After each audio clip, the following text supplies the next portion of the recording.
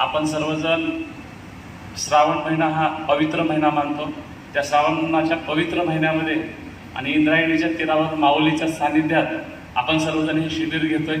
त्यामुळं हे रिजनल आहे, सीझनल आहे आणि तिसरं ओरिजिनल.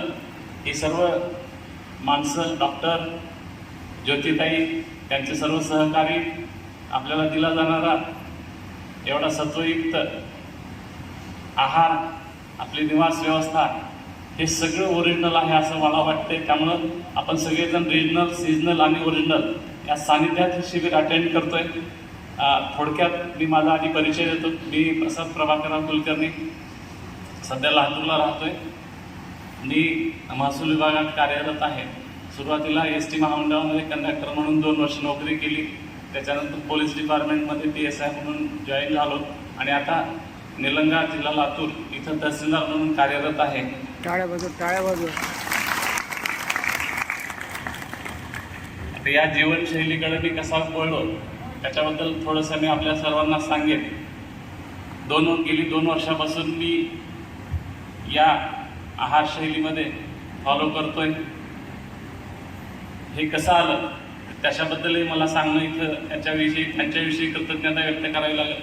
म्हणजे 2 मित्र तहसीलदार उदगीर आणि चाकूर आणि एक उपजिल्हाधिकारी उदगीर, या तिघांनी छत्रपती संभाजीनगरचं शिबिर अटेंड केलं होतं. ते रजा घेत असताना त्यांच्याशी चर्चा झाली. त्यावेळेस मनात एक उत्सुकता होती. अनेक आरोग्य शिबिर असतात, त्याप्रमाणेच हे आरोग्य शिबिर असावं म्हणून विचारल्यानंतर त्यांचं शिबिर अटेंड केल्यानंतर त्यांची जी आहारशैली, जीवनशैली झाली, त्यांचं बघून मी थोडं हा डाएट फॉलो करत होतो. त्यानंतर पुढचं शिबिर कधी आहे, त्यावेळेस आमच्या निवडणुका वगैरे अशा काही नसाव्यात अशा पद्धतीनं विचार केला आणि 1 दिवसाचं शिबिर पुण्यामध्ये होतं, ते अटेंड केलं. त्याच्यानंतर ही आहार पद्धती समजून घेतली आणि तीच कंटिन्यू फॉलो केली. त्यानंतर अकलूजला पहिल्यांदा 6 दिवसाचं शिबिर लागलेलं होतं नोव्हेंबर महिन्यामध्ये, 24 ते 29 नोव्हेंबरमध्ये. ते शिबिर आमच्या इथं रजा हा एक खूप गहन विषय आहे. जसं काही स्वतःच्या खिशातले पैसे द्यावे लागतात त्याप्रमाणे रजा मिळते. योगायोगानं प्रार्थना केली, रजा मिळाली आणि 6 दिवसाचं शिबिर अटेंड केलं. त्याच्यातून खऱ्या अर्थानं हे शिबिर अटेंड केल्यानंतर खरं समजलं की तप, सेवा, सुमिरण काय आहे. आणि आपल्या यापूर्वी मी करायचं ते फक्त तप याविषयीच, म्हणजे आहाराविषयीच मला माहिती होती. सेवा आणि सुमिरण याची माहिती अकलूज, माळीनगर अकलूज येथील शिबिरामध्ये मिळाली. त्यानंतर कंटिन्यू गेल्या 8 महिन्यापासून हा डाएट, ही जीवनशैली मी फॉलो करतोय. आता त्याचे काय फायदे, मला सर्वप्रथम स्टेज करेजही फारसं नव्हतं, अजूनही फार काही नाही, तरी पण इतक्या लोकांसमोर बोलतोय हे नक्कीच या तपसेवा संमेलनचंच यश आहे असं मला वाटतं. त्यांचे आशीर्वाद आहेत, त्यामुळंच हे शक्य झालं.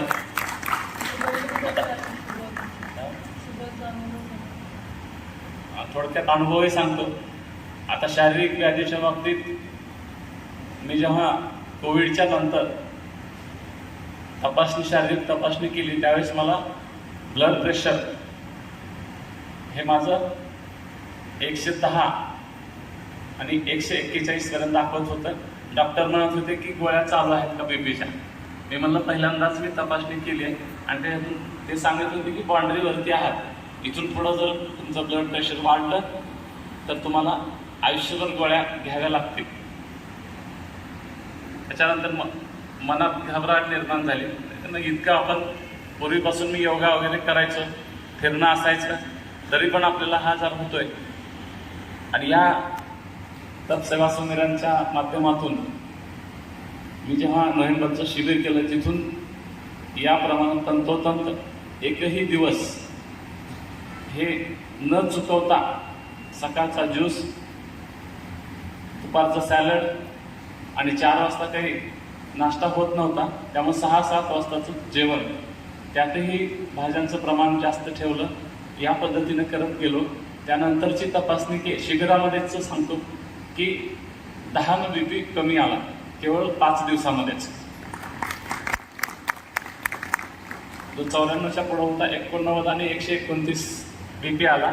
आणि इथं आल्यानंतर शिबिरामध्ये पहिल्या दिवशी तपासणी केली 80 आणि 119 माझं ब्लड प्रेशर आलं, जे की नॉर्मल गणलं. दुसरा वेटमध्ये पण फरक खूप चांगला पडला. 72 किलो वजन होतं. तसं वजन फारसं काही जास्त नव्हतं.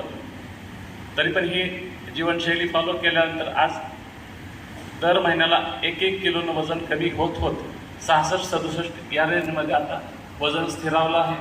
तिसरा त्रास मला गुडघ्यादुखीचा त्रास होण्याची शक्यता होती, कारण गुडघ्यातून चालताना म्हणजे पायऱ्या चढताना वगैरे कट कट असा आवाज यायला लागला होता. मलाच वाटत होतं की नक्की काहीतरी आजार पुढं भविष्यात होऊ शकतोय.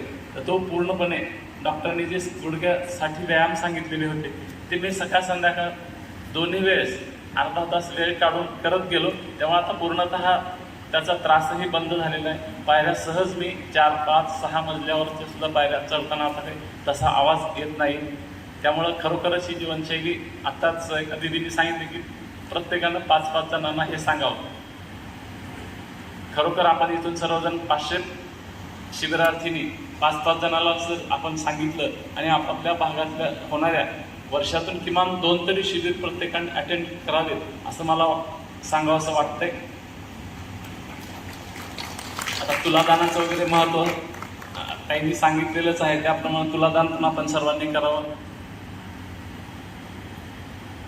आणि ही आहारशैली मात्र कायमस्वरूपी आपणही करावी.